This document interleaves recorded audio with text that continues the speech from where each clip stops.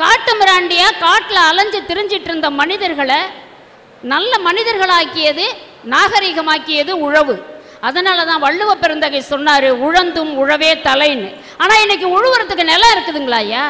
நெட்ட நெடு கட்டிடங்கள் தொட்டு வீட வான்வெளியை முட்டி முட்டி நிற்கிறத பாரு, பட்டமரம் போல இவன் பட்டினியாய் பாடுபட்டும் தரையில் கிடக்கிறான் பாரு, கட்டம் தரையில் கிடக்கிறான் பாரு. மண்ணை வந்து தாயினுடைய மடியா நினைச்சு தான் நம்மளுடைய கலாச்சாரம் வணங்கிட்டு இருந்தது. ஆனால் இன்னைக்கு அந்த கலாச்சாரமும் பண்பாடும் சீரழிஞ்சிட்டு இருக்குங்க ஐயா. ஐயா, ஒருவனுக்கு ஒருத்திங்கிறதான் நம்மளுடைய தலையாய பண்பாடு இல்லைங்களா? எங்கள் அப்பா ஒரு காந்தியவாதிங்க ஐயா, ஒரு பள்ளி ஆசிரியர். எனக்கும் திருமணம் செஞ்சு வச்சாங்க ஐயா. திருமணம் நடந்தது. திருமணத்தன்னைக்கு சாயந்தரமே 6 மணிக்கெல்லாம் எல்லாரும் அவங்கவுங்க கணக்கு வழக்க பார்த்துட்டு இருக்காங்க. நான் என்னுடைய தோழிகளோட பேசிகிட்டு இருக்கேன். ஆனால் என்னுடைய கணவர் மட்டும் எங்கே போனாருன்னு தெரியல. மறுநாள் காலையில் விடிஞ்ச 10 மணிக்கு மேலே தான் வந்தாருங்க ஐயா என்னுடைய புருஷன். அப்போ தான் தெரியும் எனக்கு அவருக்கு வேறு ஒரு மலையாள பெண்ணு கூட தொடர்பு இருக்குன்னு சொல்லிட்டு. அப்போ என்னுடைய மனநிலை எப்படி இருந்திருக்குங்க ஐயா? எங்கள் அம்மா சொன்னாங்க, உனக்கு பின்னால் 5 பிள்ளைங்க இருக்காங்க, அந்த பிள்ளைங்களும் தலையெடுக்கணும், அந்த பிள்ளைங்களுடைய எதிர்காலத்தை நினச்சி பார்த்து நீ வாழணுமான்னாங்க. அப்படியும் நான் வாழ்ந்தேன். எனக்கு வயிற்றுல 3 மாதம் கருவாச்சு. கரு உதிச்சதுக்கு அப்புறம் தான் தெரிஞ்சுது நான் அவருடைய பார்வையிலேருந்து சுத்தமாகவே விலகி போயிட்டு இருக்கேங்கிறது. எனக்கும் குழந்தை பிறந்தது. குழந்தை பிறந்ததுக்கு அப்புறம் நான் பட்ட அடி, உத, அவமானம் அவர்கிட்ட கொஞ்சம் நெஞ்சம் கிடையாதுங்க. நான் பட்ட துன்பத்தை எந்த பெண்ணாலையும் தாங்கவும் முடியாது. நான் அப்படி தாங்கினேன்னு சொன்னால் எனக்கு என்னுடைய தாயும் தகப்பனும் தான் அதுக்கு தூணாக இருந்தாங்க. எனக்கு உறுதியை கொடுத்தாங்க, பலத்தை கொடுத்தாங்க ஐயா. அப்படிப்பட்ட சூழ்நிலையில் ஒரு நாள் இரவு என்னுடைய குழந்தைக்கு 1 வயசு 3 மாதம் குழந்தைக்கு உடல்நிலை சரியில்லை. இவர் அப்பப்போ வீட்டுக்கே கூட்டிகிட்டு வர ஆரம்பிச்சிட்டாரு. முன்னாடி அறையில் அவங்க படுத்திருக்காங்க, சமையல் அறையில் நான் குழந்தையோட படுத்திருக்கேன். இரவு 1 மணிக்கு போய் நான் அவருடைய கதவை தட்டக்கூடிய ஒரு துர்பாக்கிய நிலைமை எனக்கு ஏற்பட்டுச்சுங்கய்யா. நான் போய் அவருடைய கதவை தட்டும் பொழுது அவர் சொல்கிறாரு, குழந்தைக்கு உடம்பு சரியில்லைங்க, நம்ம ஆஸ்பத்திரிக்கு போகணும், மணி 1 ஆயிடுச்சு, என்னால் தனியாக போக முடியல அப்படின்னு நான் சொல்கிறேன். இந்த பொம்பளை பிள்ளை என்ன செய்ய போகுது நாளைக்கு? ஒன்று முடிஞ்சா எத்தனையோ தர்மாஸ்பத்திரி இருக்கு, நீ கொண்டு போய் காட்டு, இல்லைன்னா அதை கொண்டு குழியை தோண்டி புதைன்னு சொன்னாருங்கய்யா. நான் தூக்கிட்டு என்னுடைய தாய் வீட்டுக்கு வந்துட்டேங்கய்யா, எங்கள் அம்மா வீட்டுக்கு வந்தேன். ஆனால் எங்கள் அம்மா வீட்லேயும் என்னால் இருக்க முடியாது. ஏன் தெரியுங்களா ஐயா? எனக்கு பின்னாடி 5-6 பிள்ளைங்க இருக்கு. ஆனால் எங்கள் அப்பா கொடுப்பார் பாருங்க தைரியம் எனக்கு. புத்தர் பிரான் சொன்னாராம் மஞ்சுஸ்ரீ கிட்ட, சாகும் பொழுது ஏன் நீங்கள் இவ்வளோ கஷ்டமாக இருக்கீங்க, எல்லாரும் அழுதுட்டு இருக்கீங்கன்னு கேட்டப்ப, இல்லைங்கய்யா உங்களை குருவை இழந்துட்டா நாங்கள் என்ன செய்வோன்னு கேட்டாங்க. அப்போ உனக்கு நீயே ஒளியாயிருன்னு அப்போ தீபோ பவன் சொன்னார். எங்கள் அப்பா அந்த வார்த்தையை அடிக்கடி எனக்கு சொல்லுவாருங்கய்யா. நான் எனக்குள்ளேயே நான் ஒளியானேன், எனக்குள்ளேயே நான் தைரியத்தை வளர்த்துக்கிட்டேயா. நான் சீக்கிரம் அழமாட்டேன். இப்பெல்லாம் நான் அழுது கரைஞ்சு ஓச்சு தேய்ச்சி போனேங்கய்யா. அப்போ எங்கள் அம்மா சொன்னாங்க, உன்னால் பாட முடியும், நீ நல்லா பாடணும், நீ நல்ல மேடைகளில் ஏறி பாடணும், உனக்கு நல்ல தமிழ் இருக்குது, உன்னுடைய அறிவு இருக்குது, நீ பயன்படுத்துன்னு சொன்னாங்க. நான் அதுக்கப்புறம் நிறைய எழுத ஆரம்பித்தேன், பல மேடைகளில் பாட ஆரம்பிச்சேங்கய்யா. ஆனால் வாழ்க்கையில் ஒன்று மட்டும் சொல்லுவேங்கய்யா, எந்த ஆம்பளையும் எந்த ஆண் மகனும் நம்ம கொடுக்கிற இந்த தாலி கயிறு உண்மையிலேயே அவ கழுத்துக்கு தாலி கயிறா தான் இருக்கா அப்படின்னு அந்த தாலி கயிறை கொடுக்கறதுக்கு முன்னாடி கொஞ்சம் யோசனை பண்ணணுங்கய்யா. கலாச்சாரம் சொல்றமே, நம்ம நாட்டில் ஒருத்தனுக்கு ஒருத்திங்கிற கலாச்சாரம் தானே. இன்னைக்கு எவ்வளவு சீர்கெட்டு போயிருக்கு பாத்தீங்களா? எவ்வளவுதான் இந்த காலத்துல எப்படிதான் கலாச்சாரத்தையும் பண்பாட்டையும் வித்து சுட்டு தின்னுட்டு இருந்தாலும் கூட என்னால அவரை கொடுத்த இந்த தாலியை மட்டும் என்ன கழட்ட முடியலங்கய்யா. இந்த தாலி தாங்கய்யா என்னுடைய ஆதாரம்.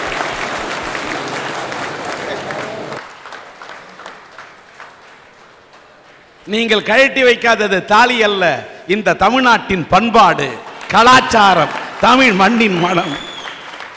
என்னடா இந்த பெண் இப்படி இந்த தன்னுடைய வாழ்க்கையை வெட்ட வெளிச்சமாக்கி பேசுறாளே நினைக்கிறீங்களா? இல்லைங்க, எங்கேயாவது எந்த மூலையிலையாவது இருக்கிற எந்த ஆண் மகனாவது தப்பு பண்றவங்க கண்டிப்பா திருந்தணுங்க ஐயா. மனதை வைத்த இறைவன் அதில் நினைவை வைத்தானே, சில மனிதர்களை அறிந்து கொள்ளும் அறிவை வைத்தானே, அறிவை வைத்த இறைவன் மேனி அழகை வைத்தானே, அழகு கண்ட மனிதர் பெண்ணை அடிமை கொண்டானே. கண்ணீர் விடாதீங்க. ஏன்னு கேட்டா, மற்றவர்களுக்கு வேண்டுமானால் நெஞ்சை அடைக்கலாம் சோகம், உங்கள் இதயத்தில் இருக்கிறது ராகம். இந்த ராகம் இருக்கும் வரை உங்களை சோகம் கூட தீண்டாது.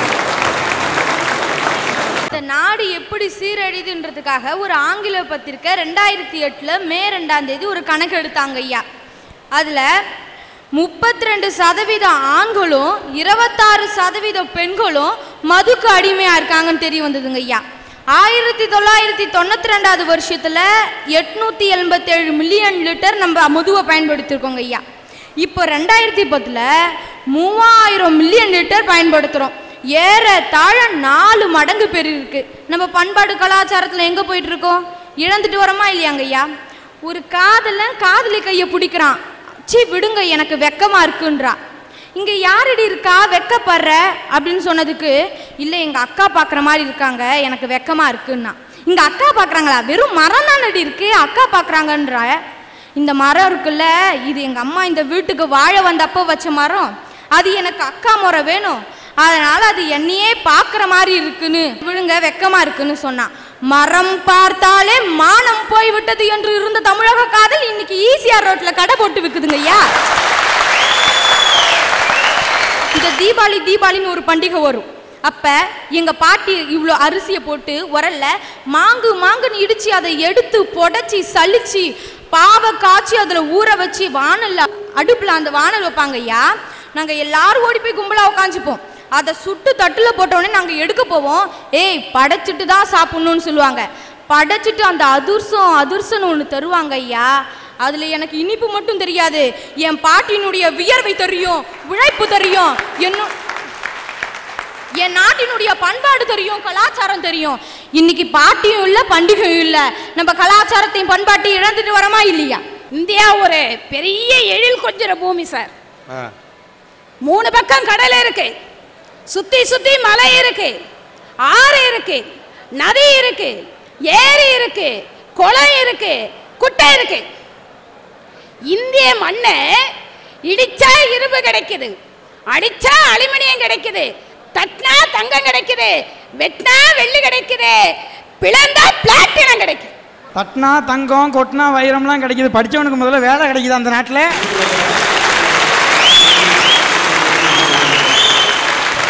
எல்லாம் இருக்கு, ஆரோக்கியம் இன்னைக்கு இல்லையா? காலை மாலை உழவினிடம் காற்று வாங்கி வருவோரின் காலை தொட்டு கும்பிட்டு காலன் ஓடி போவானே. வாக்கிங் போனோம், காலையிலையும் மாலையிலையும் வாக்கிங் போனோம். நானும் அப்படிதான் வாக்கிங் போனேன்.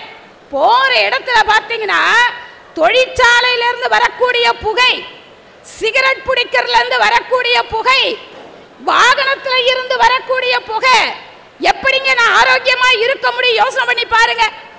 அந்த ஆரோக்கியத்தை இன்னைக்கு நம்ம இழந்துட்டு இருக்கோம். தமிழ்நாட்டிலேயே எந்த ஒரு மாவட்டத்துக்கும் இல்லாத தனி சிறப்பு எங்க மாவட்டத்துக்கு இருக்குது சார்.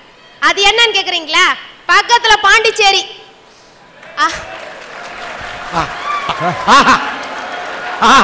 என்ன அப்படியே தானாடாட்டாலும் தசை ஆடுது உனக்கு. இப்பதாமா என் வயிற்றுல பாலை வாத்து இருக்கிறது. அதுக்கு எதுக்கு சார் பாண்டிச்சேரி வரைக்கும் போகணும்? பக்கத்துல மதகடிப்பட்டு இருக்கு. அது மதகடிப்பட்டு இல்ல சார், மதகுடிப்பட்டு. இது எப்படி தெரியுங்களா? இங்க கொடுத்தா 70, அங்க கொடுத்தா 27. பஸ்ஸுக்கு போக 5 ரூபா, வர 5 ரூபா, மொத்தம் 36 ரூபா. சரி ஓகே, அங்க கம்மியா இருக்கு, நீ போற முடிஞ்சிருது. அதோட இருக்க வேண்டியதானே. வீட்டுக்கு வர பட்டு போல பாத்துக்க வேண்டிய பொண்டாட்டிய பட்டு நடிக்கிறிய சார். எங்க சார் போச்சு அன்பு? நம்ம அன்பதான சார் இழந்துகிட்டு வரோம். ஏன் அவன் பட்டு அடிக்கிறானா? அதுல ஒரு ரகசியம் இருக்கு. அதாவது காந்தி ஜெயந்திக்கு லீவ் விடுறீங்க, காந்தி நினைவு நாளுக்கு லீவ் விடுறீங்களா? நம்ம ஆளுக்கு கவர்மெண்ட்டுக்கே தெரியும் சார். நம்ம மனுஷன் சோகமா இருந்தா குடிப்பான், தொக்கம் துண்டை எடுத்தா குடிப்பான். காலையில எழுந்து உங்க மூஞ்ச பார்த்தோன்னே நேரம் அங்கதானே போத்தோன்னு.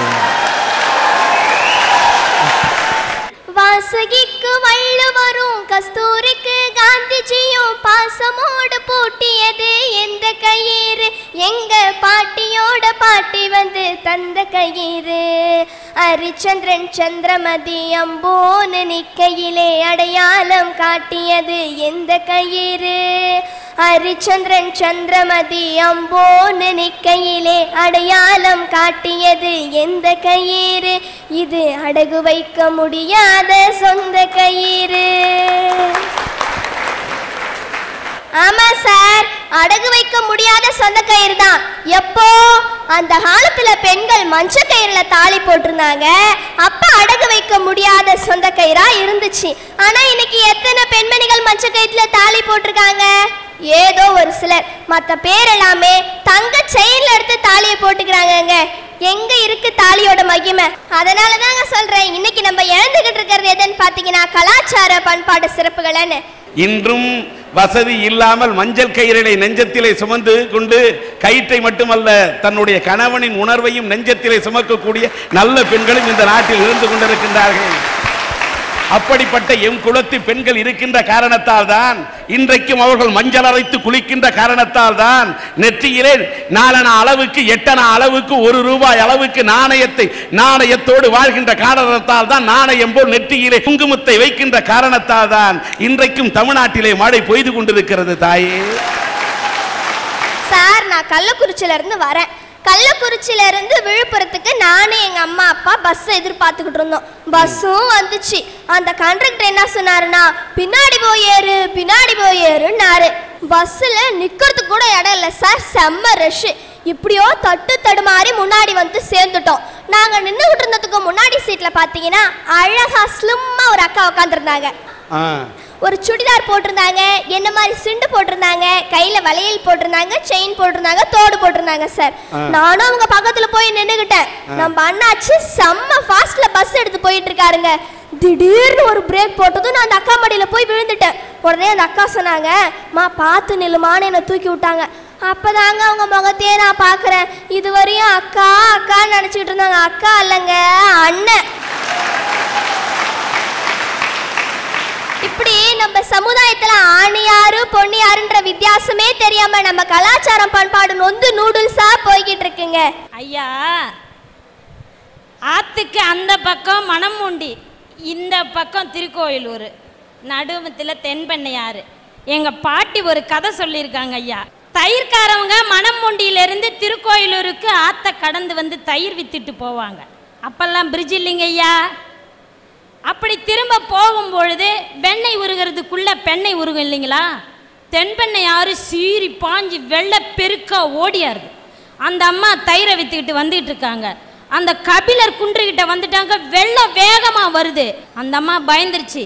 இனிமே போனா வெள்ளத்துல போயிடுவோன்னு சொல்லிட்டு அந்த குன்று மேல ஏறி உக்காந்துக்குச்சு. சொல்லுது, இந்த பாரு, என் வீட்டில் என் புருஷன் என் புள்ள குட்டியெல்லாம் விட்டு வந்திருக்கிறான். அவங்கெல்லாம் நான் இல்லைன்னா என்ன ஆகுறது?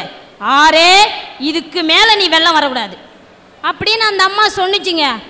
விடிய விடிய அந்த பாறை முழுகவே இல்லைங்க. 1982 கூட ஊரே அழிஞ்சிட்டு போனப்ப கூட அந்த பாறைக்கு கீழே தாங்க தண்ணி போச்சு. இது எல்லாருக்கும் தெரிஞ்ச உண்மைங்கய்யா. அந்த அம்மா விடிஞ்சுது, தண்ணி வடிஞ்சுது, மெல்ல இறங்கி அந்தாண்ட போயிடுச்சு. அந்த கபிலர் குன்றுக்கு அந்த அம்மா உக்காந்துட்டு போன பிறகு இடைச்சி குன்றுன்னு ஒரு பேர் இருக்குதுங்க ஐயா. அந்த தென்பெண்ணை யாரு வெள்ளம் கரை விழுந்து ஓடிச்சு.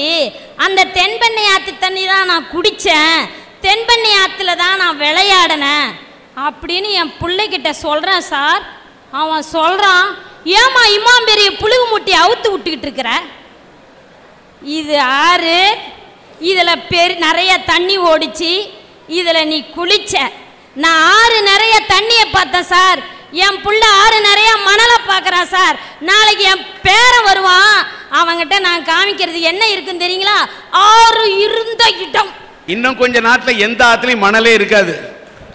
அது மாத்திரம் இல்லை சார், இன்னும் கொஞ்ச நாள் ஆற்றுல 2 பேர் வீடு கட்டி அதுக்கு இலவச மனைப்பட்டா வாங்கி முனிசிபாலிட்டியில் போய் வரியே போட்டு வந்துடுவான்.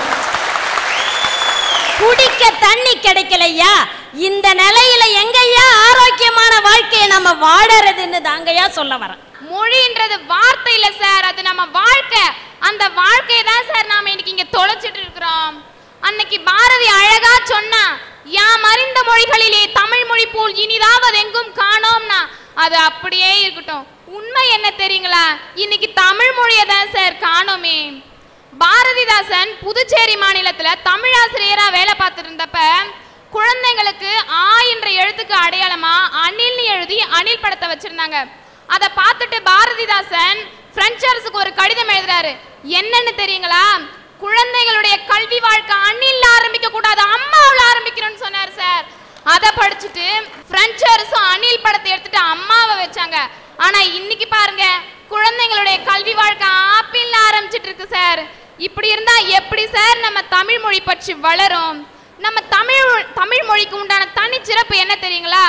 இந்த உலகத்துல இருக்கிற மொழி எல்லாமே பிறந்து சிறந்த மொழி, ஆனா நம்ம தமிழ் மொழி மட்டும்தான் சார் பிறந்த மொழி.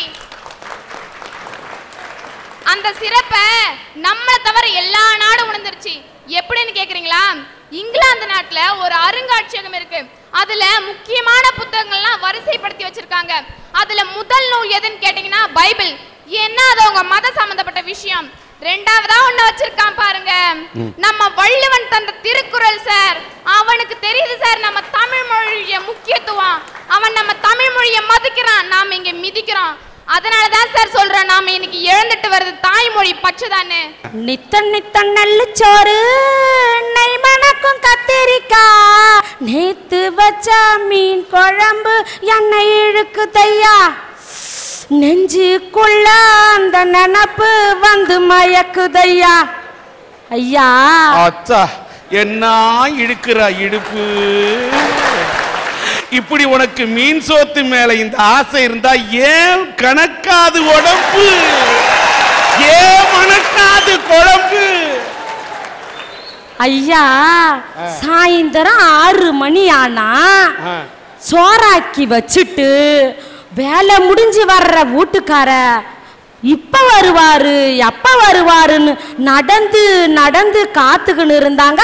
அப்ப இப்ப நாங்கெல்லாம் 6 மணி ஆனதும் ஏங்க வேலை முடிஞ்சிருச்சா வரக்குள்ள தெருமுனையில இருக்கிற பாஸ்போர்ட் சென்டர்ல ஒரு பேக்கேஜ் எனக்கும் வாங்கிக்கிட்டு நீங்களும் சாப்பிட்டுட்டே வந்துருங்கன்னு சொல்றோம்.